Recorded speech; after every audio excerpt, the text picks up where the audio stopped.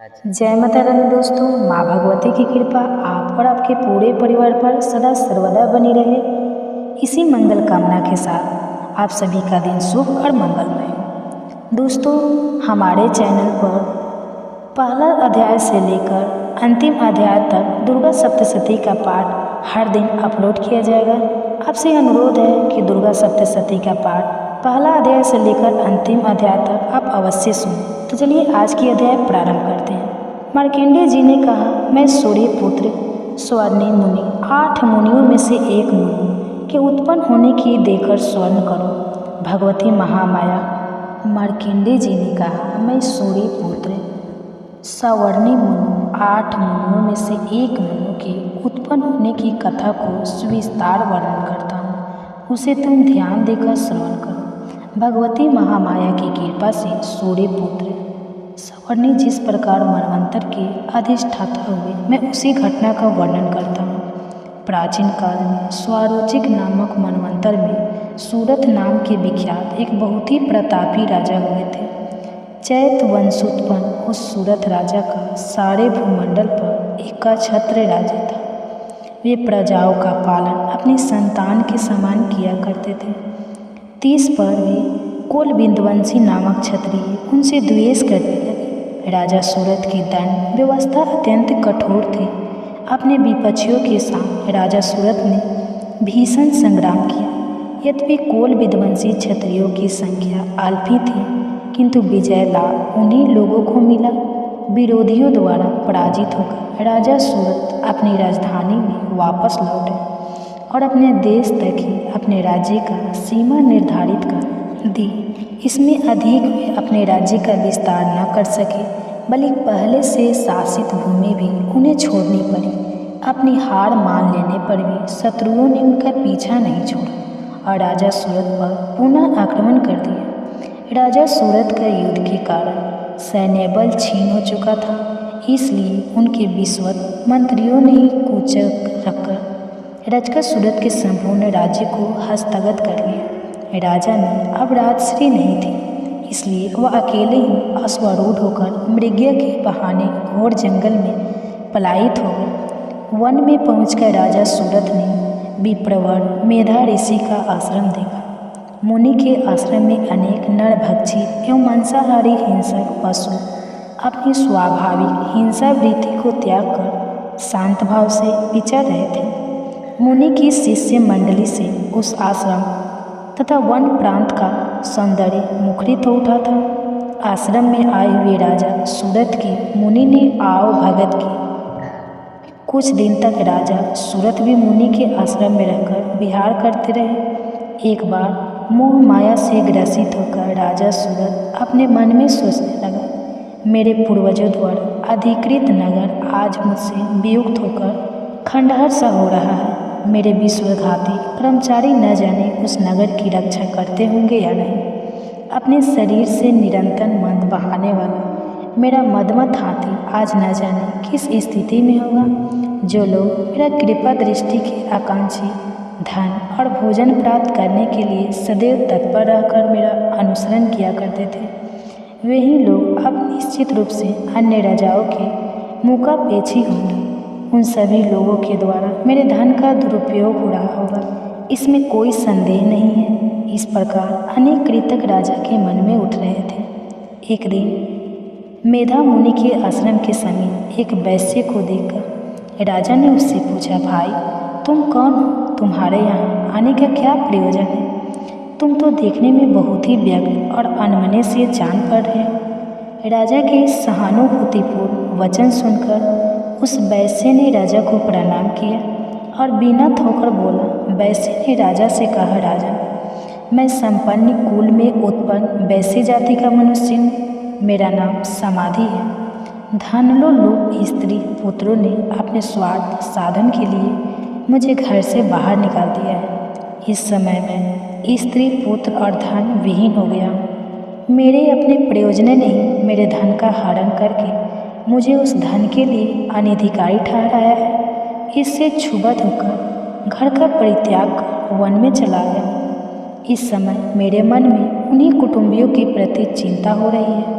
वे सब न जाने इस समय किस परिस्थिति होंगे। वे लोग घर में सकुशल है या नहीं, मुझे इन सब बातों का कोई ज्ञान नहीं है। मैं सोच रहा हूँ कि वे मेरे पुत्र कैसे हैं, उन्हें सज्जन कहा जाए या दुर्जन। वैसी की बात सुनकर राजा ने उससे पूछा, जिन प्रियजनों ने धन लिप्सा के कारण तुम्हें घर से निष्कासित कर दिया है, उन सर्वात्मपरायण स्वजनों के ऊपर तुम्हारी इतनी गाढ़ी ममता क्यों है?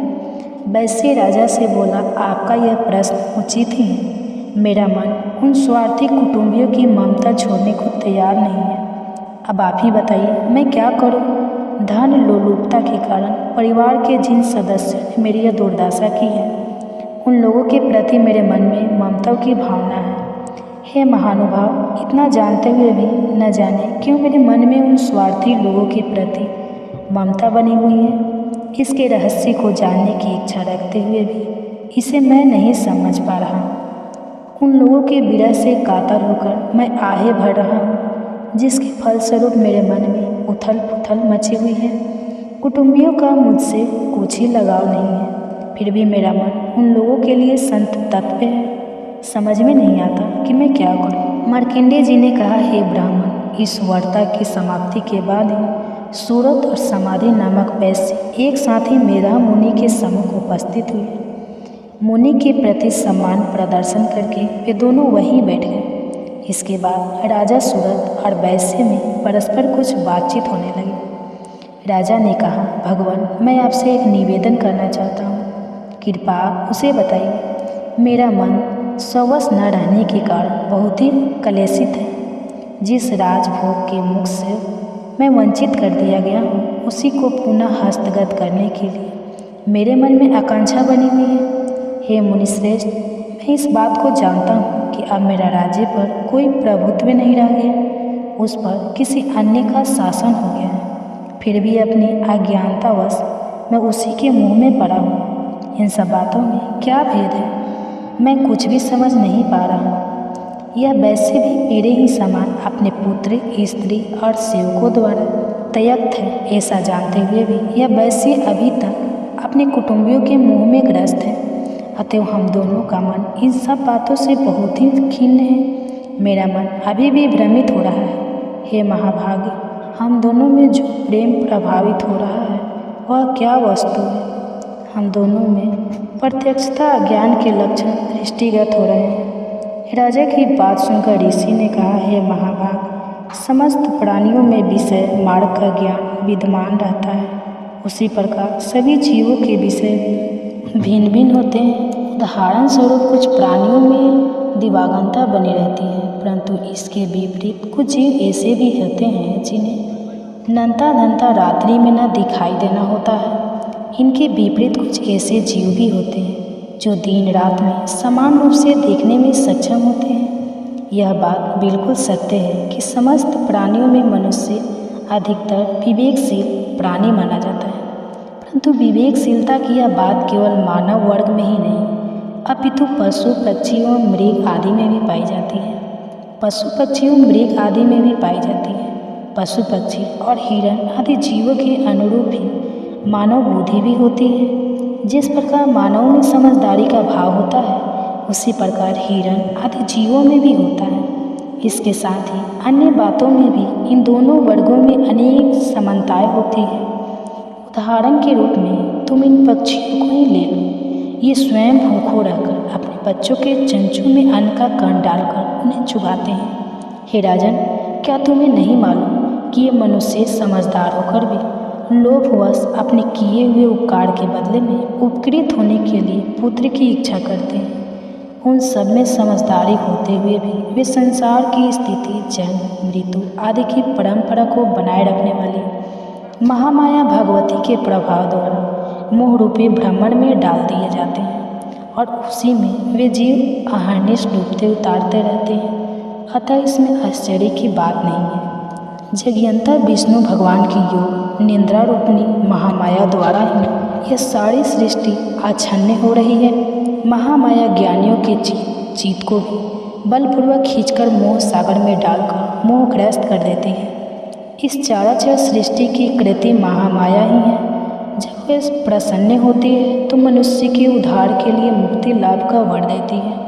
वही परा, विद्या, परा और अपरा, ये दो विद्याएं मानी जाती हैं। संसार बंधन और मोह माया उत्पन्न कारिणी सनातनी देवी है तथा समस्त देवों की अधिष्ठात्री है। इतना सुनकर राजा ने प्रश्न किया, भगवान, जिन्हें आप महामाया कह रहे हैं वे कौन सी देवी है? हे ब्राह्मण, उनका प्रादुर्भाव किस प्रकार हुआ?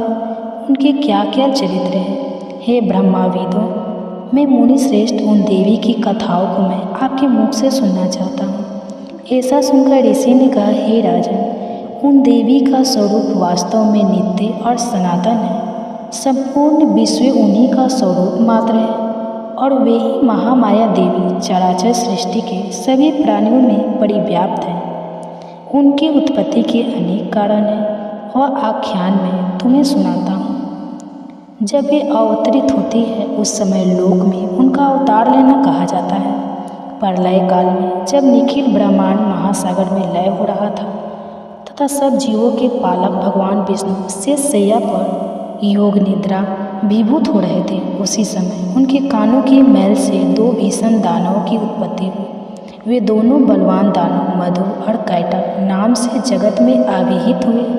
जन्म लेने के तत्काल बाद ही वे दोनों दैत्य सृष्टिकर्ता ब्रह्मा जी का वध करने के लिए उद्यत हुए। उस समय ब्रह्मा जी भगवान विष्णु के नाभि कमल में स्थित थे। उन दैत्यों को अपने वध के लिए तत्पर देखकर उन्हें रक्षा के लिए ब्रह्मा जी ने भगवान विष्णु के नेत्रों में स्थित योग निद्रा की स्तुति करना प्रारंभ किया। भगवान की अमोघ शक्ति ही जगदात्री, विश्व की अधिष्ठात्री, संसार का पालन करती और संहार कृति मानी गई है।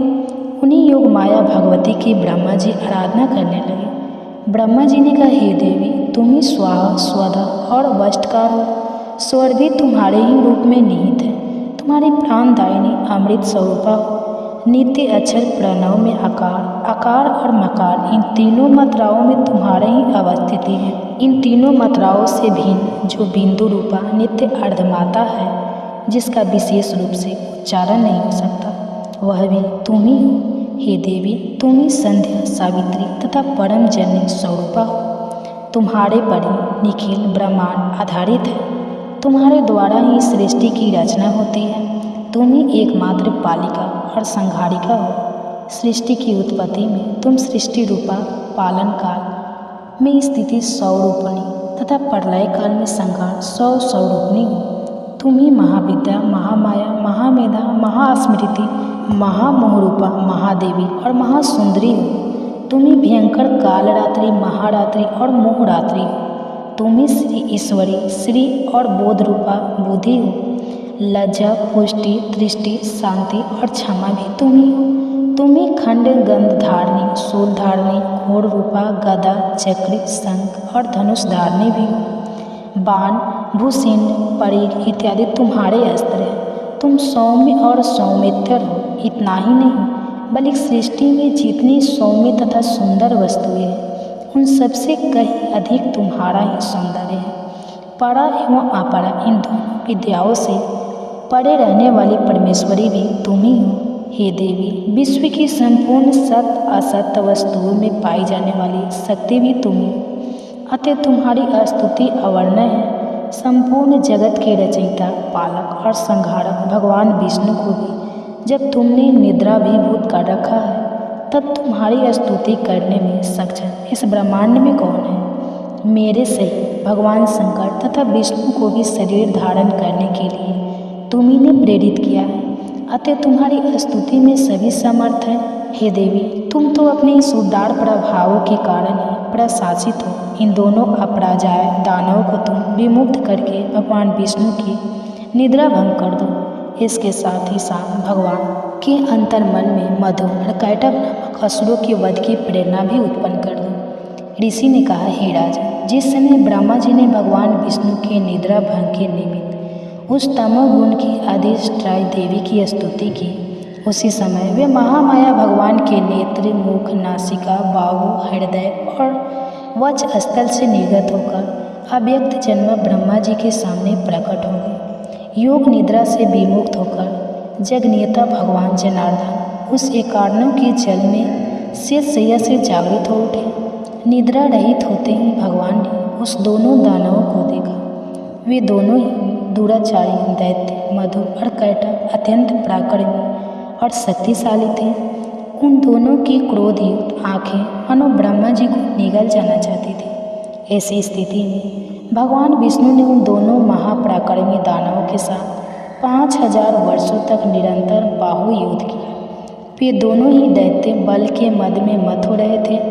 महामाया ने दोनों दैत्यों को अपने प्रभाव से मोहग्रस्त कर दिया था। इतदर्थ उन दोनों असुरों ने मोहमुग्ध होकर भगवान विष्णु से कहा, हम लोग तुम्हारी वीरता से अत्यंत प्रसन्न हैं, तुम हम लोगों से अपनी इच्छित वर मांगो। दैत्यों की बात सुनकर भगवान बोले, यदि तुम दोनों मेरे ऊपर प्रसन्न हो तो मैं यही चाहता हूँ कि तुम लोगों की मृत्यु मेरे ही हाथों से हो।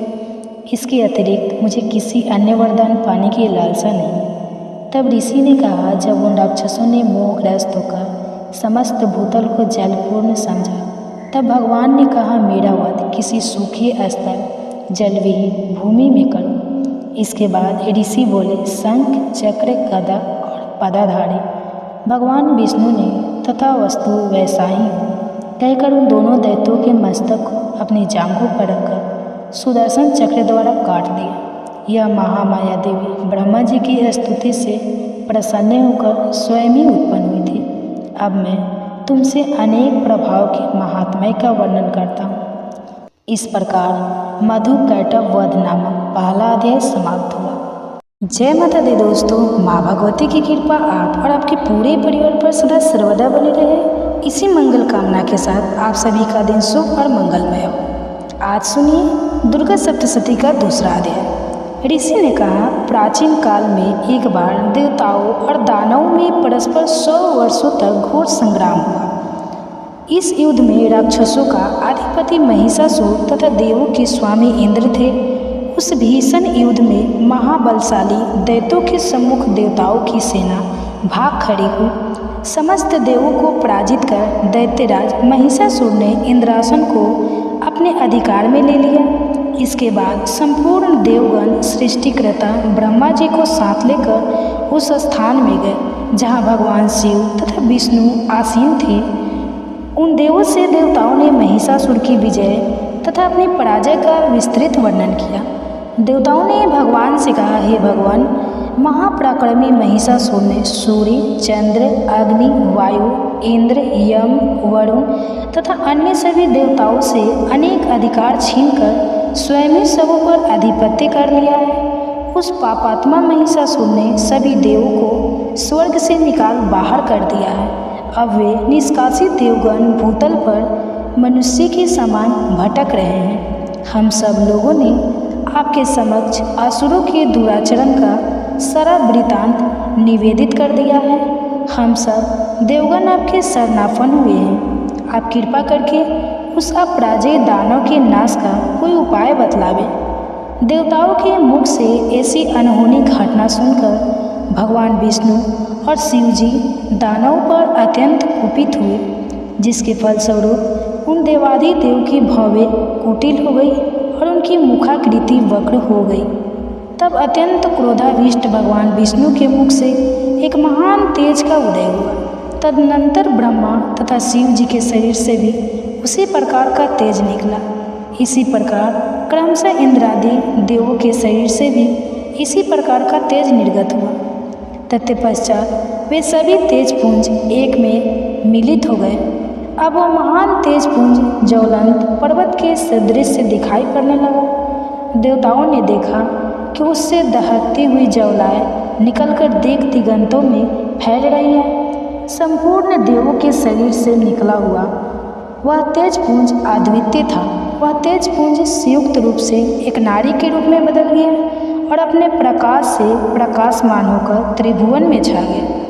भगवान शिव के शरीर से निर्गत तेज के द्वारा महामाया देवी के मुख की उत्पत्ति हुई। यमराज के तेज द्वारा देवी के सिर के केश उत्पन्न हुए और भगवान विष्णु के तेज से उनकी भुजाओं का निर्माण हुआ। चंद्रमा के तेज से स्तनद्वय, इंद्र के तेज से कटी, वरुण के तेज से जांघ एवं पैरों की पिंडली और पृथ्वी के तेज से नितंब निर्मित हुआ। ब्रह्मा के द्वारा दोनों पैर तथा सूर्य से अंगुलियों का प्रकट्य हुआ। अश्वों से तेज हस्तांगुलियाँ और कुबेर के तेज से नासिका का निर्माण हुआ। प्रजापति के तेज से दंत पंक्ति तथा अग्नि के तेज से त्रिनेत्रों का प्रादुर्भाव हुआ। संध्या के तेज से दोनों भवे और वायु के तेज से कान उत्पन्न हुए। इसी प्रकार अन्य सभी देवों के मिलित तेज से देवी के संपूर्ण अवयवों का निर्माण हुआ। समग्र देवी के संयुक्त तेज से प्रकट हुए उस देवी की मूर्ति देखकर महिषासुर द्वारा समस्त देवगण अत्यंत प्रमुदित हुए। भगवान शिव ने अपने विशिष्ट अस्त्र शूल में से एक शूल देवी को अर्पण किया। भगवान विष्णु ने अपने चक्र की सहायता से नवीन चक्र का निर्माण कर देवी को दिया। वरुण देव ने शंख, अग्निदेव ने शक्ति, वायु ने धनुष बाण से पूरित 2 तरकस उन्हें प्रदान किया। देवराज इंद्र ने अपने व्रज द्वारा निर्मित वैसा ही एक व्रज तथा ऐरावत हाथी से 1 घंटा उतार कर अर्पित किया। यमराज ने काल दंड से प्रादुर्भूत दंड, वरुण ने पास, प्रजापति ने सफ्टिस, एक प्रकार की मणि की माला और सृष्टिकर्ता ब्रह्मा जी ने अपना कमंडलो देवी को अर्पित किया। सूर्य देव ने अपनी संपूर्ण किरणों का तेज देवी के समस्त रोम कूपों से भर दिया। काल ने उन्हें अपनी देदी पलायन तलवार और ढाल दे डाली। क्षीर सागर ने उज्ज्वल हार, कभी मलिन न होने वाले 2 दिव्य वस्त्र, दिव्य चूड़ामणि, 2 कुंडल, कड़े, समुज्ज्वल अर्धचंद्र, भुजाओं में से धारण करने का केयूर, बाहों में पहनने का एक प्राचीन आभूषण बाजूबंद अर्पित किया। दोनों चरणों में धारण करने के लिए निर्मल निपुण पायजेब, गले की उत्तम हंसुली और सभी अंगुलियों में पहनने के लिए रत्न जड़ित अंगूठियाँ भी प्रदान की। विश्वकर्मा ने देवी को अपना स्वच्छ परशु फरसा दे दिया। इसके साथ ही उन्होंने अनेक प्रकार के अस्त्र और अवेक्ष कवच बख्तर भी दिए। इन सभी अस्त्रों के अतिरिक्त उन्होंने मस्तक और वक्ष पर धारण करने के लिए सदैव हरी भरी बनी रहने वाली कमलों की माला प्रदान की। सागर ने उन्हें सुंदर रत्न पुष्प दिया और हिमाचल पर्वत ने उन्हें वाहन के लिए सिंह तथा अनेक रत्नादि भेंट दिए। धनाधिपति कुबेर ने देवी को मधुपूर्ण पात्र अर्पित किया। समस्त ब्रह्मांड के आधारभूत नागराज शेष ने अमूल्य मणियों से पूरित नागहार भेंट किया। इसी प्रकार सभी देवों ने अपने अस्त्र शस्त्र तथा रत्नादि अर्पित करके देवी की आवभगत की। इसके अंतर देवी ने उच्च स्वर में अट्टहास करते हुए बारंबार गर्जन किया। उनके गूढ़ गर्जन से संपूर्ण आकाश प्रकम्पित हो गया। उस घोर गर्जन के फलस्वरूप भीषण ध्वनि फैल गई, जिससे त्रिलोक के विक्षुब्ध हो उठा और सागर भी हिलोरे लेने लगा। भूमंडल में भूकंप उत्पन्न हो गया और सभी पर्वत अपने स्थान से डगमगाकर कांपने लगे। ऐसा देखकर देवों ने हर्षित होकर भगवती सिंह वाहिनी का जयनाद किया। तत्पश्चात ऋषि महर्षियों ने भी देवी की स्तुति नतमस्तक होकर की। सारे विश्व को क्षुब्ध देखकर दानवों ने अपनी संपूर्ण सेनाओं को कवच आदि से सज्जित कर हाथों में आयुधों को लेकर घबराए हुए झटके से उठकर खड़े हो गए। उस समय महिषासुर अत्यधिक कुपित होकर बोल उठा, आह, यह सब क्या हो रहा है। इसके बाद संपूर्ण दानवों से घिरा हुआ महिषासुर देवी की भयंकर गर्जन को लक्ष्य कर उसी दिशा में दौड़ पड़ा। उसने वहां पहुंचकर देखा वह देवी अपनी अनुपम शोभा से त्रिलोकी को आलोकित कर रही है। उनके पदभार से बोझिल हुई पृथ्वी रसातल में धंसती चली जा रही थी। मस्तक किरीट शिरोभुज से मानो आकाश में एक रेखा से खींची दिख पड़ रही थी तथा वे अपने धनुष की टंगार से पाताल स्थित सप्तलोकों को छीभूत कर रही थी। अपनी सहस्त्र भुजाओं के द्वारा देवी संपूर्ण दिगंतों को आच्छादित करके खड़ी थी। इसके बाद ही दानवों के साथ देवी का भीषण युद्ध प्रारंभ हो गया। विविध प्रकार के अस्त्र शस्त्रों से समस्त दिशाएं चमक उठी। महिषासुर का चीसूर नामक सेनापति महान बलशाली दैत्य था। अब देवी के साथ उस महापराक्रमी दानव शिक्षुर का युद्ध होने लगा। दैत्यों की चतुरंगिनी हाथी, घोड़ा, रथ और पैदल सेना लेकर चामर नामक असुर युद्ध भूमि में डट गया। उदग्र नामक महाबलशाली दानव अपने साथ 60,000 रथियों को लेकर रणस्थल में आ डटा। महाहनु नामक असुर अपने साथ में 1 करोड़ सेना लेकर लड़ने के लिए आ धमका। आसीलोमा इस दानव की रोम तलवार की धार से समान तीक्ष्ण थी। नामक असुर 500 रथियों के साथ रणभूमि में उपस्थित हुआ। बास्कल नामक दानव अपने साथ 60 लाख सेना लेकर युद्ध करने लगा।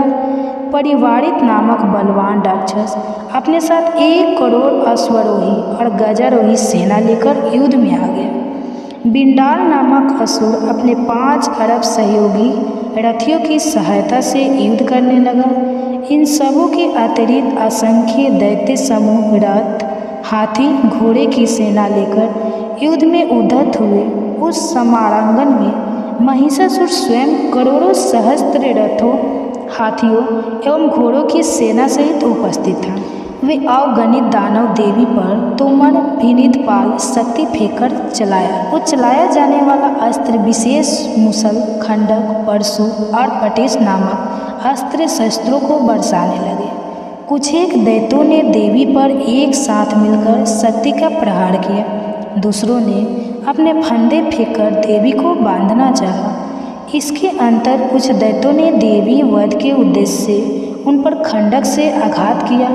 दानवों द्वारा फेंके हुए अस्त्रों को लीला स्वरूपनी देवी ने क्रोध होकर उन अस्त्रों को सहज ही काट डाला। फिर भी उनके मुखमंडल पर रचमांत्र भी कलानित की छाया नहीं दिखाई पड़ी। एक ओर देवता तथा ऋषि मुनि उनका गुणगान कर रहे थे, तो दूसरी ओर महामाया जगदम्बा उन दानवों पर अपने दिव्य अस्त्रों की निरंतर वर्षा कर रही थी। इधर देवी का वाहन सिंह भी क्रोधित होकर अपने आयालो गर्दन के लंबे बाल को फटकारता हुआ राक्षसी सेना पर इस प्रकार पील पड़ा, जैसे किसी वन में दावानल की अग्नि शाखाएं धीरे धीरे बढ़ रही हो। रणस्थल में देवी द्वारा छोड़े हुए सभी श्वास अगणित गुणों के रूप में बदल गए और हाथ में परशु, विनीत पाल, खंडक तथा पटिश आदि अस्त्रों द्वारा दानव से युद्ध में निरंत हुए। देवी की शक्ति से उत्पन्न समस्त गण दानव को दलते हुए शंख, नगाड़े आदि बाजों को बजाने लगे। उस रणभूमि में कितने ही गण हर्षित होकर मृदंग आदि बाजे भी बजाने लगे। इसी बीच देवी ने त्रिशूल, गदा, तलवार आदि चलाकर तथा शक्ति वर्षण करके सैकड़ों राक्षसों को धराशायी कर दिया। कितने ही राक्षसों को तो घंटे की कर्कश ध्वनि के द्वारा संज्ञा विहीन कर मार डाला। देवी ने अपने पास में अनेक राक्षसों को बांधकर भूमि पर घसीटा और कितने ही दानवों को तलवार की पैनी धार से 2 टुकड़ों में काट दिया। कितने ही राक्षस उनकी गदा की मार से भूमि लुढ़लित हो गए तथा कितने ही मसूल के आघात से रक्त वमन करने लगे।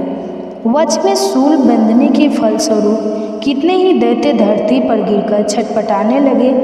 देवी ने इतनी भयंकर वान वृष्टि की जिससे कितने ही दानव की कमर टूट गई। अब तक जो राक्षस देवी पर बाज पक्षी की तरह झपट रहे थे, वे ही अब अपने प्राणों को गंवाने लगे। बहुतों की भुजाएं कटकर तितर बितर हो गई और बहुतों की गर्दन ही धड़ से अलग जा पड़ी। कितने ही राक्षसों के सिर खंडन खंडन होकर पृथ्वी पर गिरने लगे तथा कुछ दानवों के शरीर कटकर 2 टुकड़े हो गए। जांग विहीन होकर कितने ही भूमि पर पतित हो गए। देवी ने कितने ही दानवों को बाँह और एक पैर से लंगड़ा बना दिया तथा कितनों की एक आंख फोड़कर उन्हें 2 खंडों में करके मार गिराया। कितने ही दानवों के मुंड कट गए थे, फिर भी वे साहसपूर्वक पुनः उठकर खड़े हो जाते थे। कितने ही राक्षस केवल धड़ के सहारे ही अस्त्रों को लेकर लड़ते थे। जुझाऊ रणभूमि में वीरों का उत्साह वर्धन करने के लिए बजाया जाने वाला एक प्रकार का बाजा। रणभेरी बाजे की राग पर कितने मुंडन विहीन धड़ नृत्य करने लगते थे। राक्षसों के कटे हुए धड़ हाथों में तलवार, शक्ति, ऋषि नामक हथियार लिए रणस्थल में दौड़ते हुए और कितने ही राक्षस ठहरो ठहरो शब्द करते हुए देवी को युद्ध की चुनौती दे रहे थे। जिस स्थान पर यह भीषण संग्राम हुआ वहाँ की भूमि रथ, हाथी, घोड़े और दानवों की लाशों से पट गई थी, जिससे वहाँ गमनागमन की मार्ग अवरुद्ध हो गया था। भारी संख्या में दैत्यों का वध होने से तथा हाथियों और घोड़े के शरीर से इतना अधिक रक्तपात हुआ कि क्षण मात्र में ही वहाँ की भूमि पर खून की नदियाँ प्रभावित होने लगी। जिस प्रकार तीन समूह और कष्ट राशि को प्रज्वलित अग्नि कुछ ही देर में जलाकर भस्म कर देती है, उसी प्रकार जगदम्बा जगजननी ने भी क्षण भर में ही दानवों की उस विशाल सेना का संहार कर डाला। देवी वाहन सिंह भी अपने आयालों को द्रुत गति से फटकारता हुआ घोर गर्जन उत्पन्न कर रहा था। कितने ही दानवों के प्राण उस सिंह की गर्जना से मानो निकले जा रहे थे। उन दानवों के साथ देवी के गुणों ने इतना भीषण युद्ध किया जिससे प्रसन्न होकर आकाश में स्थित देवगण उन पर फूलों की वर्षा करने लगी। इस प्रकार दूसरा अध्याय समाप्त हुआ। जय माता रानी। दोस्तों, माँ भगवती की कृपा आप और आपके पूरे परिवार पर सदा सर्वदा बनी रहे। इसी मंगल कामना के साथ आप सभी का दिन शुभ और मंगलमय हो। आज सुनिए दुर्गा सप्तशती पाठ का तीसरा अध्याय। इसके बाद ऋषि ने कहा, अपनी सेना का विनाश होते देखकर सेनापति चिछुर अत्यंत क्रोध की मुद्रा में देवी से युद्ध के लिए उनके सामने आ खड़ा हुआ। सुमेरु पर्वत पर मेघों की वृष्टि होने के समान वह राक्षस देवी पर बाणों की वर्षा करने लगा। तब देवी ने उस राक्षस के समस्त सरों बाणों को सहज में ही काट गिराया और सारथी सहित उसके रथ और घोड़ों को भी मार डाला। इसके पश्चाताप उस महाबली दैत्य की ध्वजा तथा धनुष को काट दिया। धनुष विहीन उस राक्षस को देवी ने अपनी बाण वर्षा द्वारा वृद्ध कर दिया। वह राक्षस अपने धनुष तथा रथ के विनाश से व्यथित होकर तलवार और ढाल लेकर देवी पर टूट पड़ा। उसने अपनी तीक्ष्ण तलवार से देवी के वाहन सिंह पर प्रहार किया और साथ ही द्रुत गति शीघ्रता से देवी की बाईं भुजा पर भी वार किया। हे राजन, वह तलवार देवी की भुजा का स्पर्श करते ही खंडित होकर गिर पड़ी। अपने सभी वारों को निष्फल होते देखकर दानव ने अत्यंत कोप करके अपने हाथों में शूल ले लिया। देवी को लक्ष्य करके उस महादानव ने अपने शूल को देवी की ओर फेंका। आकाश से पतित होते हुए सूर्यमंडल के समान वह शूल चमक उठा। अपनी ओर उस शूल को आते देखकर उसके प्रतिरोध के निमित्त देवी ने भी अपने शूल को निक्षेपित किया। देवी के शूल से टकराकर उस दानव का शूल 100 खंडों में टूटकर बिखर गया। इसके विपरीत देवी के चलाए हुए शूल के द्वारा महाबलवान दानव के प्राण निकल गए। सेनापति चिछुर की मृत्यु के बाद चामर नामक दैत्य गजारूढ़ होकर देवी के सामने युद्ध के लिए तत्पर हुआ। देवी के सामने पहुंचते ही अपनी ओर से उसने शक्ति चलाई, जिसके प्रत्युत्तर में देवी ने अपने हुंकार से ही उस राक्षस को आहत करके भूतल पर गिरा दिया। अपनी शक्ति को चूर्ण होते देखकर चामर बहुत ही क्रोध हुआ। उसने देवी पर शूल का प्रहार किया, परंतु अपने बाणों द्वारा देवी ने उसके शूल को काट दिया। इतने में अवसर देखकर देवी के सिंह ने हाथी के मस्तक पर छलांग लगाई और दानव के साथ भयंकर युद्ध करने लगा। वे दोनों लड़ते लड़ते हाथी से नीचे उतर आए और अत्यंत वेग से परस्पर देवी का सिंह आकाश की ओर प्रबल वेग से उछल पड़ा और भूतल पर पतित होते समय अपने पैने पंजों की मार से चामर दैत्य का सिर काटकर धड़ से अलग कर दिया। इसके अंतर उदग्र नामक दानव प्रस्तर खंडकों एवं वृक्षों की चोट से घायल होकर देवी के हाथों मारा गया एवं कराल नामक दानव भी मुक्को थपड़ों तथा दंतक्षत से घायल होकर अपने प्राण गंवा बैठा। अपनी गदा के प्रहार से देवी ने उद्धत नामक राक्षस को हिमालय यमपुरी पहुंचा दिया। भीनित पाल नामक हथियार के द्वारा बाष्कल एवं बाणों से ताम्र और अंधक राक्षसों को धाराशायी कर दिया। अपने त्रिशूल द्वारा परमेश्वरी ने उग्रास से उग्रवीरी एवं महाहनु नामक दैत्य का वध कर डाला। अपनी तलवार के सहारे देवी ने बिडाल दानव के मस्तक का उच्छेद कर दिया। अपने प्रखर बाणों द्वारा देवी ने दुर्धर एवं दुर्मुख नामक दानव का सफाया कर दिया। अपनी सेना का क्षय होते देखकर महिषासुर भैंसे के रूप में देवगणों को त्रस्त करने लगा। कपटवेशी दानव महिषासुर ने कितने को ही थूथुन की मार से, कितने को खुरा घात से, कितनों को पूंछ की फटकार से एवं कुछ गणों को अपने नुकीले सिंघों से विदीर्ण कर दिया। कितने ही गुणों को प्रबल वेग से किसी किसी को घुमाकर तथा कितनों को ही अपने प्रक्षेपित वायु के प्रबल झोंकों से भूमि पर सुला दिया। इस प्रकार गुणों की सेना को तीतर बीतर कर वह दैत्य देवी वाहन सिंह को मारने के लिए बड़े वेग से झपट पड़ा। इसके इस दुख सही से कार्य से महामाया को अत्यधिक क्रोध उत्पन्न हो गया। उधर महाबलवान महिषासुर क्रोधातुर होकर अपने खूरों से धरती को कुरेदने लगा और बड़े बड़े शिलाखंडों को सींगों से उठाकर फेंकता हुआ गुरु गर्जन करने लगा। उसके द्रुत गति से दौड़ने के कारण पृथ्वी विक्षुब्ध हो उठी, मानो वह फट जाएगी।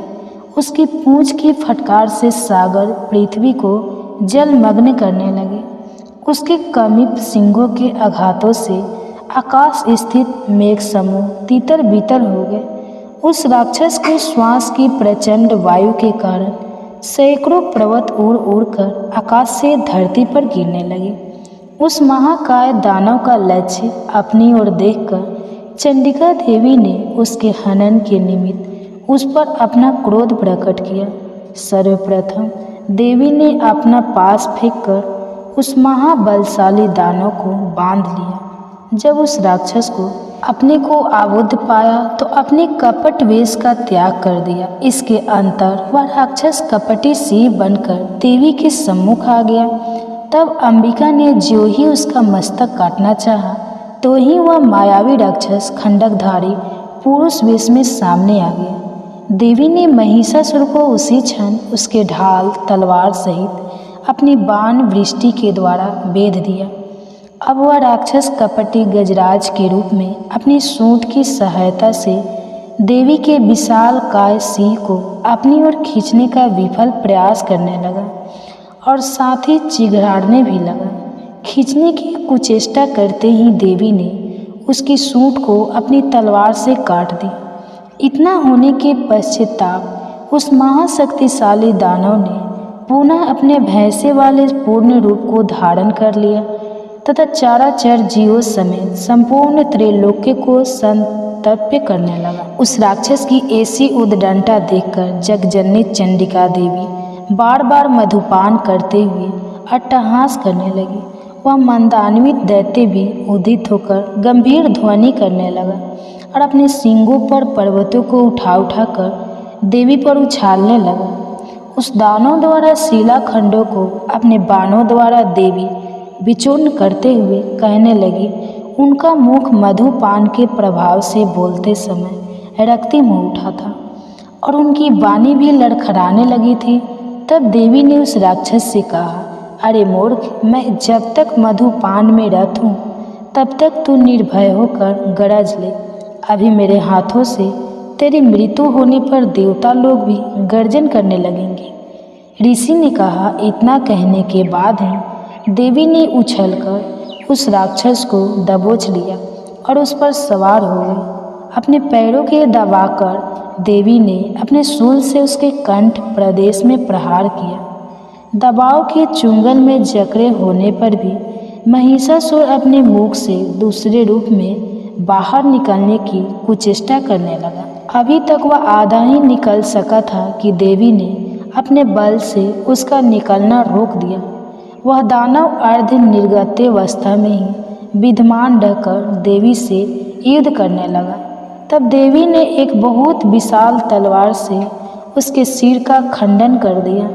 महिषासुर का वध होते ही उसकी बची खुची सारी सेना रणस्थल से पलायित होने लगी। इधर उसकी मृत्यु के सम्मुख देवगण अत्यंत आह्लादित हुए। तदनंतर देवों ने दिव्य ऋषियों के साथ सामूहिक रूप से भगवती दुर्गा का स्तवन किया। गंधर्वराज हर्षित होकर गायन करने लगे एवं देवगणाएं नृत्य करने लगे। इस प्रकार तीसरा अध्याय समाप्त हुआ। आप सुनिए माता दुर्गा का बहुत ही प्रधानिक रहस्य कथा। राजा ने कहा, हे भगवान, आपने मुझे चंडिका अवतार की कथा तो सुना दी, किंतु हे ब्राह्मण, अब आप उनके अवतारों की प्रधान प्रकृति का कथन कीजिए। हे विप्रवर, मैं आपके चरणों में नतमस्तक हुआ हूँ। आप कृपा करके मुझे यह बताइए कि देवी के किस स्वरूप की आराधना किस विधि से करनी चाहिए।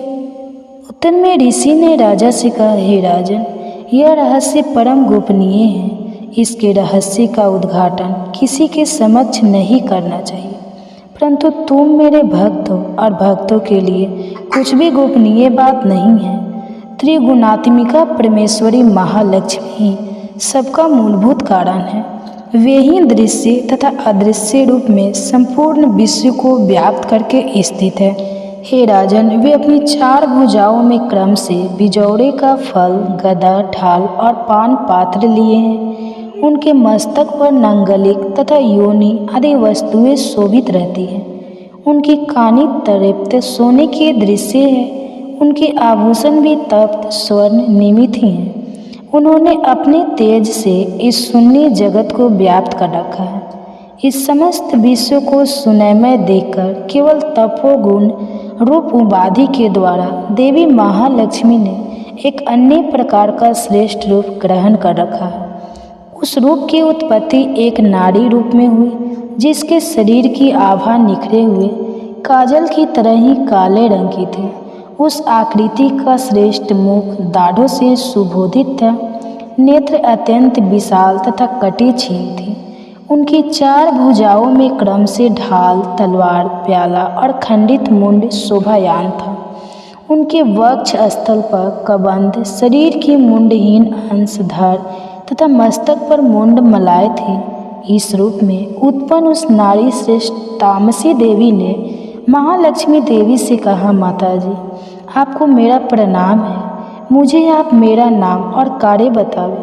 तब महालक्ष्मी ने नारियों में श्रेष्ठ उस तामसी देवी से कहा, मैं तुम्हारे नाम और काम को बतलाती हूँ। महामाया, महाकाली, महामारी, क्षुद्रा, त्रिशा, एकवीरा, कालरात्रि तथा दुर्त्याया, ये ही तुम्हारे नाम हैं।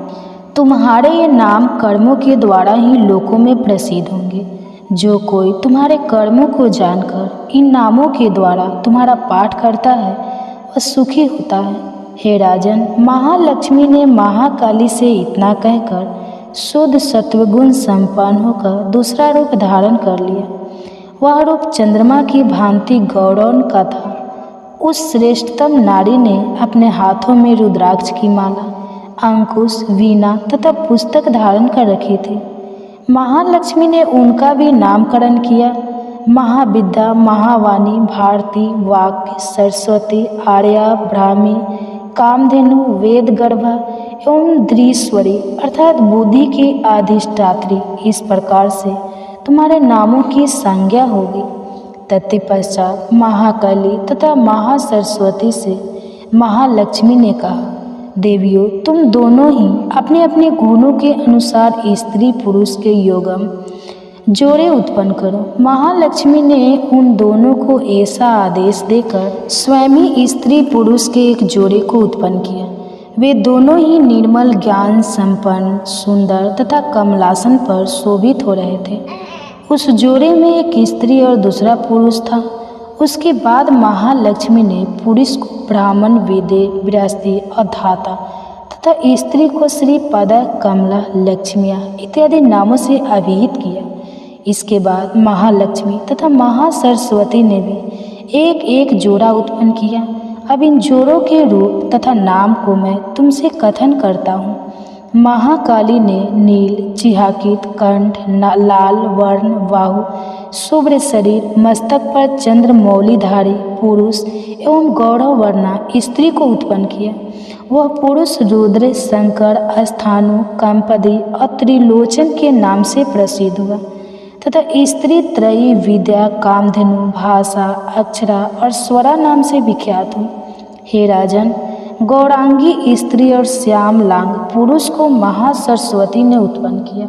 उन दोनों के नाम विष्णु, कृष्ण, हृषिकेश, वासुदेव और जनार्दन हुए तथा गौरांगी स्त्री उमा, गौरी, सती, चंडी, सुंदरी, सुभगा और शिवा इन नामों से विख्यात हुई। इन प्रकार तीनों युवतियाँ उसी क्षण पुरुष वेश में परिवर्तित हो गई। इस रहस्य को केवल ज्ञानी लोग ही समझ सकते हैं, किंतु अज्ञानी जन नहीं जान सकते। हे राजन, महालक्ष्मी ने त्रयी विद्या रूप सरस्वती को ब्रह्मा के लिए वरदायिनी, गौरी को रुद्र के निमित्त तथा लक्ष्मी को वासुदेव के लिए पत्नी रूप में अर्पित कर दिया। इस प्रकार सरस्वती के साथ मिलकर ब्रह्मा जी ने चराचर ब्रह्मांड की सृष्टि की और परम पराक्रमी भगवान रुद्र ने गौरी के साथ मिलकर उसका भेदन किया। हे राजन, उस ब्रह्मांड में परमत्व आदि कार्य समूह पंचभूतों से मिलकर अस्थावर जंग रूप इस जगत की उत्पत्ति हुई। तदनंतर भगवान विष्णु ने लक्ष्मी के सहयोग से सृष्टि का भरण पोषण किया और प्रलय काल में शिव ने गौरी के साथ मिलकर विश्व का संहार कर डाला। हे महाराज, सर्व सत्वमयी तथा संपूर्ण तत्वों की अधिष्ठात्री देवी महालक्ष्मी वे गुण और सरगुण रूप में अनेक नामों को ग्रहण करती है। इन महालक्ष्मी का निरूपण सगुणवाचक, सत्य, ज्ञान, चित, महामाया आदि नामों के द्वारा करना उचित है। केवल महालक्ष्मी नाम से या किसी अन्य प्रत्यक्ष प्रमाण के द्वारा उनका वर्णन करना नितांतन असंभव है। इसके पश्चाताप ऋषि बोले, हे राजन, सर्वप्रथम सत्व गुण, त्रिगुणात्मिका, तामसी आदि भेद से महालक्ष्मी के जो तीन रूप बताए गए हैं वे ही सर्वा, चंडिका, दुर्गा, भद्रा, भगवती आदि नामों से अभिहित है। तमोगुणी महाकाली ही भगवान विष्णु की योग निद्रा मानी गई है। मधु कैटव वध के निमित्त ब्रह्मा जी ने जिन देवी की स्तुति की थी वे ही महाकाली देवी है। वे 10 मूर्खों, 10 भुजाओं एवं 10 पादों से युक्त है। कज्जल वर्ण के समान 3 विशाल नेत्रों से युक्त है। हे राजन, दांतों एवं दाढ़ों की चमक के कारण उनका भयानक रूप होने पर भी वे सौंदर्य, सौभाग्य, दीपित एवं महत संपत्ति की प्रदायिका है। उनकी 10 भुजाओं में क्रम से खंडक, वाण, गदा, शूल, चक्र, शंख, भूसुंड, भरिग, धनुष तथा रक्त सिक्त खंडित मुंड शोभित रहता है। भगवान विष्णु की दुरूह माया शक्ति महाकाली ही है। उनकी उपासना से उपासक संपूर्ण जगत को अपने अधीनस्थ कर लेता है। जिनका प्रादुर्भाव संपूर्ण देवों के संयुक्त अंगों से हुआ था वे ही अतुलनीय कांतिमयी साक्षात महालक्ष्मी है। वे महिषासुर मर्दिनी तथा त्रिलोकात्मिका प्रकृति है। उनकी मुखाकृति गौरवर्ण, भुजाएं श्याम वर्ण, स्तन प्रदेश श्वेत वर्ण, कटी प्रदेश और पाद लोहित वर्ण एवं जांघें तथा पिंडलियां नील वर्ण की है। त्रिलोकी में अपराजय होने के कारण उनमें अपने स्रव का गर्व भी है। कटी का अग्रभाव विविध वर्णों के वस्त्रों से आच्छादित होने के कारण वह अतीव मनोमुग्धकारिणी और विचित्र रूप में दिखाई पड़ती है। उनकी माला, वस्त्राभूषण आदि समस्त वस्तुएं विचित्र हैं। वे रूप, लावण्य और सौभाग्य के शोभित हैं। उनकी असंख्य भुजाएं होने पर भी वे अष्टादश भुजाएं मानकर उनकी पूजा करनी चाहिए। अब उनके दाएं हाथ के निमांग से लेकर बाएं पार्श्व के निचले हाथों में जो जो अस्त्र विभूषित है उनका वर्णन हो रहा है। रुद्राक्ष माला, पद, फान, तलवार, वज्र, गदा, चक्र, त्रिशूल, परशु, शंख, घंटा, पाश, शक्ति, दंड, ढाल, धनुष, पानपात्र यानी सूरापात और कमंडलू इन उपयुक्त अस्त्रों की वे धारिणी है। वे कमलासन पर आसीन है।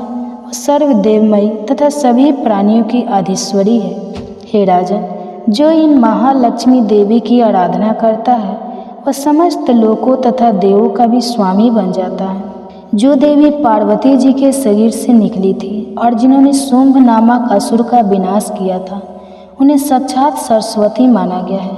हे पृथ्वीपति, उनकी 8 भुजाओं में क्रम से बाण, मुसल, शूल, चक्र, शंख, घंटा, हल और धनुष शोभायमान होता है। निशुंभ दर्दनी तथा शुंभासुरवासिनी सरस्वती देवी की भक्तिभाव से पूजा करने पर प्राणी सर्वगता को प्राप्त कर लेता है। हे राजन, मैंने तुम्हें महाकाली आदि तीनों मूर्तियों के स्वरूप का रहस्य समझाया।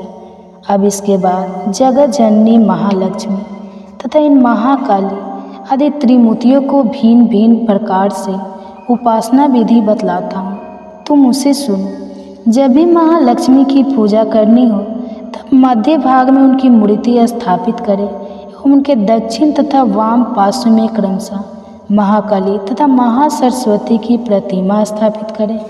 तत्पश्चात तीनों युगल देवों की स्थापना कर उपासना करनी चाहिए। महालक्ष्मी के पृष्ठ भाग के ठीक मध्य में सरस्वती के साथ ब्रह्मा की पूजा करें तथा उनके दक्षिण भाग में गौरी के साथ रुद्र की तथा बाएं भाग में लक्ष्मी के साथ विष्णु की पूजा करें। महालक्ष्मी आदि तीनों देवियों के सामने निम्नलिखित 3 देवियों की भी पूजा करनी चाहिए। बीचों बीच में स्थित महालक्ष्मी के आगे मध्य भाग में अष्टादश भुजा वाली महालक्ष्मी की पूजा करें। उनके बाएं 10 मुखी महाकाली तथा दाहिने भाग में अष्टभूमि महासरस्वती देवी की पूजा करनी चाहिए। हे राजन, सभी अनिष्ट के सर्वनाथ जब 8 भूषी महालक्ष्मी के 10 मुख काली या 8 भुजी सरस्वती की पूजा करना चाहे तब उन्हें दाहिने भाग में काल की तथा बाएं भाग में मृत्यु देव का विधिवत पूजन करना अत्यंत आवश्यक है। जब शुंभासुर संहारणी अष्टभुजा देवी की पूजा करनी हो तब उनके साथ ही उनकी 9 शक्तियाँ दाहिने भाग में रुद्र तथा बाएं भाग में गणपति की पूजा करनी चाहिए। पूजा करना विशेष ब्राह्मी, माहेश्वरी, कौमारी, वैष्णवी, वराही, नारसिंही, इंद्री, शिवदूती और चामुंडा यही देवी की और 9 शक्तियाँ मानी गई है। नमो दैवे मंत्र से महालक्ष्मी देवी की आराधना करें। उनके पूजन काल में उनके 3 अवतारों का वही मंत्र प्रयुक्त करना चाहिए जो स्तोत्र में कथित है। अष्टादशभुजी महिषासुरमर्दिनी महालक्ष्मी ही प्रमुख रूप से आराध्या है, क्योंकि वे ही महालक्ष्मी, महाकाली और महासरस्वती के नामों से अभिहित की गई है। वे ही पाप पुण्यों के कर्मों की अधिष्ठात्री तथा संपूर्ण लोकों की अधिष्ठरी है। महिषासुरमर्दिनी महालक्ष्मी की भक्ति युक्त आराधना करने वाला ही यथार्थ में संसार का स्वामी होता है। अतः जगधात्री भक्तवत्सला भगवती चंडिका का पूजन अवश्य ही करना उचित है। देवी के पूजन सामग्री में अर्घ्य, आभूषण, गंध, पुष्प, अक्षत, धूप, दीप, अनेक प्रकार के भोज्य पदार्थों से युक्त नैवेद्य, रक्त सिंचित, बलि, मांस, मदिरा आदि का प्रयोग होता है। हे राजन, बलि और मांसादि के पूजन करने का विधान ब्राह्मणों के लिए वर्जित है। अतः ब्राह्मणों के लिए मांस मदादि से युक्त पूजन करने का सर्वथा निषेध है। प्रमाण आचमनीय जल, सुगंधित चंदन, कपूर तथा तांबूल आदि अर्पित करके भक्तिपूर्वक देवी की पूजा करनी चाहिए। देवी के सामने भगन मुंडन वाले महिषासुर की पूजा भी की जानी चाहिए, जिसने भगवती के साथ संयुज्य मोक्ष प्राप्त कर लिया है। इसी प्रकार देवी के सामने दाहिनी और उनके वाहन सिंह की भी पूजा करें, जो संपूर्ण धर्मों का प्रतीक एवं संडवीन विभूतियों से युक्त है। उसी ने चराचर विश्व को धारण कर रखा है। इस कार्य को संपन्न करने के बाद बुद्धिमान मनुष्य को स्थिर चित्त हो देवी की स्तवन करना उचित है। तदनंतर तीनों पूर्व वर्णित चरित्रों द्वारा देवी की हाथ जोड़कर स्तुति करनी चाहिए। जो लोग केवल एक ही चरित्र के द्वारा स्तुति पाठ करना चाहे उन्हें केवल मध्यम चरित्र का ही पाठ करना चाहिए। तो प्रथम और उत्तम चरित्रों में से किसी एक का पाठ न करके आधे चरित्र का पाठ भी वर्जित है। आधे चरित्र के पाठक को पाठ फल प्राप्त नहीं होता है। पाठ समाप्ति पर आराधिका देवी की परिक्रमा करके प्रणाम करे तथा गर्भहीन होकर जगदम्बा के लिए मस्तक पर हाथ जोड़कर उनसे अपनी भूलों के लिए बारंबार क्षमा प्रार्थना करें। सप्तशती का प्रत्येक श्लोक मंत्र रूप है। उसी मंत्र के द्वारा तिल घृत से पकी हुई खीर का हवन करें अथवा सप्तशती के मंत्रों से देवी चंडिका के लिए पवित्र हविष्य यात्र का हवन करना चाहिए। होम के बाद महालक्ष्मी के नाम मंत्रों का उच्चारण करते हुए दत्तचित पुनः उनकी पूजा करें। तदनंतर करवध होकर नत भाव से अपनी इंद्रियों और मन का विरोध करके देवी को नमस्कार करें तथा अपने हृदय में उनके स्वरूप का ध्यान करके कुछ क्षणों तक चिंतन करें। चिंतन काल में इतनी तमन्ना हो कि बाहरी जगत का ज्ञान न रहे। भक्ति पूर्वक नित्य प्रति मनुष्य परमेश्वरी का इस भांति पूजन करके इच्छित भोगों का उपभोग करता हुआ अंत में देवी का संयोज्य पद पा लेता है। जो व्यक्ति नित्य भक्त वत्सला देवी चंडिका की पूजा नहीं करता है उसके सभी सत्कर्मों को देवी जला डालती है। अतः हे राजन, तुम सर्वलोक महेश्वरी चंडिका की शस्त्रोक्त विधि के अनुसार पूजा करो, उससे तुम सुख के भागी बनोगे। इस प्रकार ये रहस्य भी समाप्त हुआ। तो प्रेम से बोलिए दुर्गा माता की जय। जय माता रानी। दोस्तों, माँ भगवती की कृपा आप और आपके पूरे परिवार पर सदा सर्वदा बनी रहे। इसी मंगल कामना के साथ आप सभी का दिन शुभ और मंगलमय हो। आप सुनिए दुर्गा सप्तशती का चौथा अध्याय, इंद्रादि देवों द्वारा देवी का स्तुति गान। अब ऋषि ने आगे कहना प्रारंभ किया। जब दुरात्मा दानव महिषासुर तथा उसकी राक्षसी सेना का ध्वंस देवी के हाथों हो गया, तब इंद्रादि देवता भूमि पर मस्तक टेक कर देवी दुर्गा की स्तुति करने लगे। हर्ष तरीके के कारण उनके सुंदर अंगों में रोमांच हो रहा था। देवताओं ने कहा, आपका स्वरूप ही सब देवों की शक्ति है। अपनी शक्ति से आपने मस्तक विश्व को व्याप्त कर रखा है। आप सभी देवों तथा महर्षियों के द्वारा अत्यंत पूजनीय हैं। हे जगदम्बा, हम सब देवगण संयुक्त रूप से आपको भक्तिपूर्वक प्रणाम करते हैं। आप हम सबों का कल्याण करें।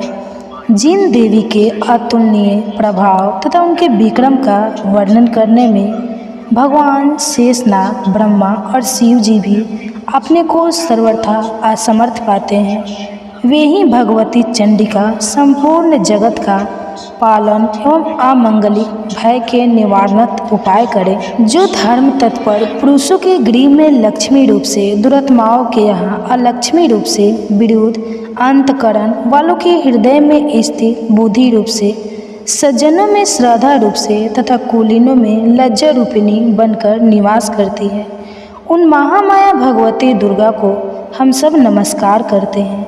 हे देवी, आप संपूर्ण विश्व का पालन करें। आप इस अचिंतनीय रूप असुरों को विनाशक शौर्य तथा समस्त देवासुरों के सामने उत्पन्न हुए अद्भुत चरित्र का वर्णन नहीं कर सकते। सृष्टि की उत्पत्ति में आप ही कारणभूत हैं।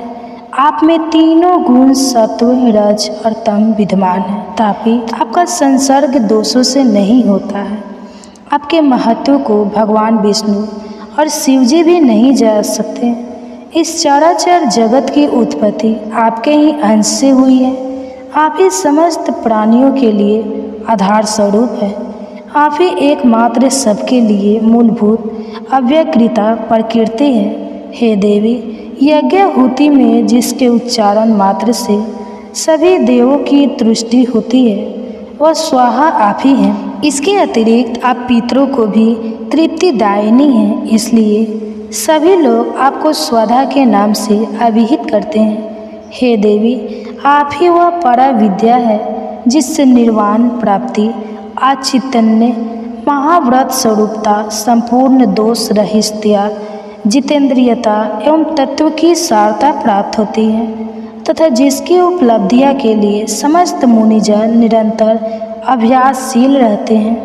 आप ही शब्द स्वरूपा अत्यंत निर्बल ऋग्वेद, यजुर्वेद तथा उद्गीत है, एक प्रकार का वैदिक गान जो छंद के रूप में गाया जाता है। उसके मनोहर पाठ से युक्त पदबंध रूप में सामदेव की आधार है।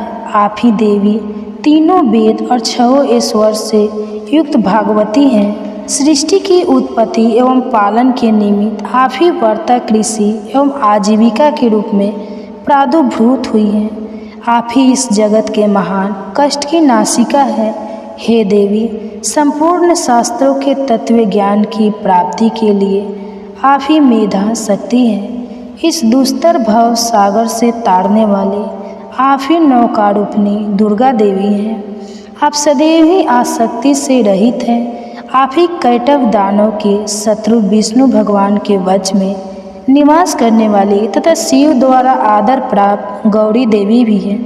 आपके मुखमंडल मधुराज से पूरित स्वच्छ पूर्ण चंद्रबीम के समान और उत्तम स्वर्ग ही मनोहर आभा से आलोकित है।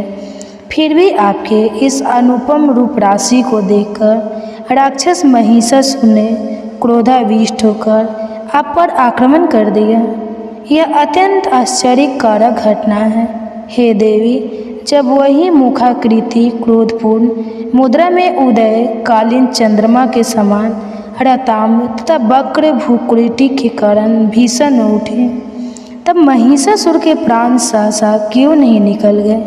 यह बहुत ही आश्चर्यजनक बात है, क्योंकि क्रोध यमराज के सन्मुख ऐसा कौन जीवधारी है जो प्राण धारण में सक्षम हो सके? हे परमात्मा स्वरूप देवी, आप प्रसन्न हो। आपकी प्रसन्नता पर ही इस सृष्टि का कल्याण संभव होता है एवं कुपित होने पर कितनों का ही विनाश हो जाता है। यह बात अनुभव द्वारा प्रत्यक्ष लक्षित हुई है। महिषासुर की विशाल वाहिनी आपके क्रोधानल में पड़कर क्षण भर में ही भस्मीभूत हो उठी। आप सदैव ही अभयोदयकारिणी हैं। जिन लोगों पर आपकी कृपा दृष्टि रहती है वे ही देश तथा समाज में सम्मानित, धन धान्य से पूरित तथा ख्याति प्राप्ति के भाजन होते हैं। उन लोगों का धर्म कभी शिथिल नहीं होता तथा वे ही अपनी भार्या, पुत्र एवं अनुचरादि के साथ रहकर जगत में धन्य होते हैं। हे देवी, आपके कृपा कटाक्ष के द्वारा धर्म प्राण लोग श्रद्धान्वित होकर सदैव धर्म कार्य में तल्लीन रहते हैं, जिसके फलस्वरूप उन्हें स्वर्ग लोक की प्राप्ति होती है। इसलिए निश्चय ही आप त्रिलोक को अभिलषित फल देती हैं। हे माँ दुर्गे, आपके अस्मरण मात्र से ही सब जीवों के भय का निवारण होता है। स्वस्थ व्यक्तियों द्वारा आपका ध्यान किए जाने पर आप उन्हें शुभप्रद बुद्धि देती हैं। दुख, दरिद्रता और भयहारिणी देवी, आपका चित्त सदैव परोपकार में द्रवित रहता है। आपके समान इस जगत में ऐसा दूसरा कौन है?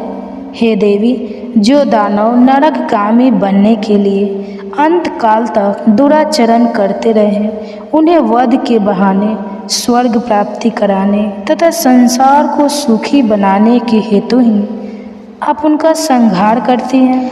आप अपने शत्रुओं पर शस्त्र क्यों उठाती हैं? आप में अपने दृष्टि पात्र से ही समस्त दानव को भस्मसात करने की शक्ति है। फिर भी आप ऐसा ना करके युद्ध स्थल में ही उनका वध करती है। इस बात से कोई भेद अवश्य ही छिपा हुआ है। वह भेद अनुमानतः यही होगा कि वे सब दानव मेरे शस्त्र स्पर्श द्वारा पवित्र होकर स्वर्ग लाभ करें।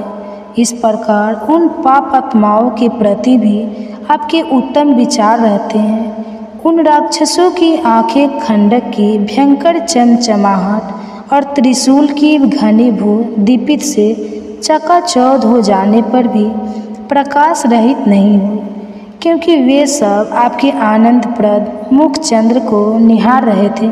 हे देवी, आपका शील दुरात्माओं के अनित कर व्यवहार का निवारक है। आपका स्वरूप अचिंतनीय तथा अतुलनीय है। आपकी शूरता देवजयी दानवों का संहारक है। इस प्रकार आपने सदा ही अपने शत्रुओं पर कृपा दृष्टि रखी है। हे वरदात्री देवी, आपके शौर्य की समानता कहीं भी नहीं हो सकती। शत्रुओं को त्रस्त करने वाला ऐसा मनोरम रूप अन्यत्र कहाँ दिखाई पड़ सकता है। हृदय में कोमलता एवं युद्धस्थल में निष्ठुरता, ये दोनों बातें एक साथ होने का भाव आपके अतिरिक्त त्रिलोक्य में कहीं नहीं दिखाई पड़ता। हे जगदम्बे, शत्रुओं का वध करके आपने उन्हें अमरत्व प्रदान कराया है। उन लोगों द्वारा हम सबों को मिलने वाला त्रास भी दूर किया है, इसलिए हम सभी का आपको नमस्कार है। हे देवी, आप शूल के द्वारा हमारी रक्षा करें। हे अंबिके, आप अपने खंडक घंटा ध्वनि और धनुष की टंकार से मेरी रक्षा करें। हे चंडिके, आप चारों दिशाओं पूर्व, पश्चिम, दक्षिण और उत्तर में अपने त्रिशूल को घुमाकर मेरा परित्राण करें। त्रिलोक्य में आपके जो परम मनोहर एवं भीषण रूप दृष्टिगत हो रहे हैं, उनके द्वारा आप हमारी तथा भूतल की रक्षा करें। हे अंबिके, आपके कर कमलों से शोभित होने वाले खंडक, शूल, गदादि जो भी शोभित होने वाले हैं, सभी के द्वारा खंडक, शूल, गदादि जो भी आयुध हो, उन सभी के द्वारा आप हम सभी का रक्षण करें। तब इसके बाद ऋषि ने कहा, इस तरह जगन माता की समस्त देवगणों ने समवेत स्वर में स्तुति की तथा नंदनवन इंद्रपुरी का बगीचा के दिव्य पुष्पों तथा गंध चंदनादि के साथ उनकी पूजा की। तत्पश्चात देवों ने दिव्य धूपों के सुहास से उन्हें सुवाहित किया। देवी ने हाथ जोड़कर नमस्कार करते हुए उन देवों से कहा। देवी ने कहा, हे देवगण, तुम लोग मुझसे अपना इच्छित पदार्थ मांग लो। देवी की ऐसी बात सुनकर देवों ने कहा, हम लोगों की संपूर्ण आकांक्षाएं देवी की कृपा से पूर्ण हो चुकी है। अब कुछ भी पाने की चाह नहीं रह गई है। हे महेश्वरी, आपने हमारे प्रबल शत्रु महिषासुर का वध किया है। फिर भी आप यदि अनुग्रहवश हम लोगों को कुछ देना ही चाहती है, तो हमारी लालसा है कि हम जब भी आपका स्मरण करें, तभी आप दर्शन देकर हम सबों का कष्ट दूर करें। हे प्रश्न वंदना अंबिके, जो भी कोई इन स्तोत्रों के द्वारा आपका गुणगान करे, उसे आप धन धान एवं स्त्री पुत्रादि से युक्त करें तथा हम लोग पर सदा ही प्रसन्नता की दृष्टि रखें। इसके अंतर ऋषि ने कहा, हे राजन, देवताओं ने अपने तथा विश्व के कल्याण के निमित्त जब भद्रकाली देवी को सत्वन के द्वारा प्रसन्न किया, तब देवी तथास्तु वैसा ही हो कहकर वहीं अंतर्निहित हो गई। हे राजन, प्राचीन काल से त्रिलोक्य हितैषिणी देवी देवों के श्रीराम से जिस तरह प्रादुर्भूत हुई थी, वह सब वृतांत मैंने तुम्हें बतला दिया। तदनंतर देवों की हितकारी देवी ने जिस तरह गौरी देवी के अंगों से प्रकट होकर दुरात्मा शुंभ एवं निशुंभ दैत्यों का संहार किया, उसका वर्णन अब मैं तुमसे करता हूँ। इस प्रकार चौथा अध्याय समाप्त हुआ।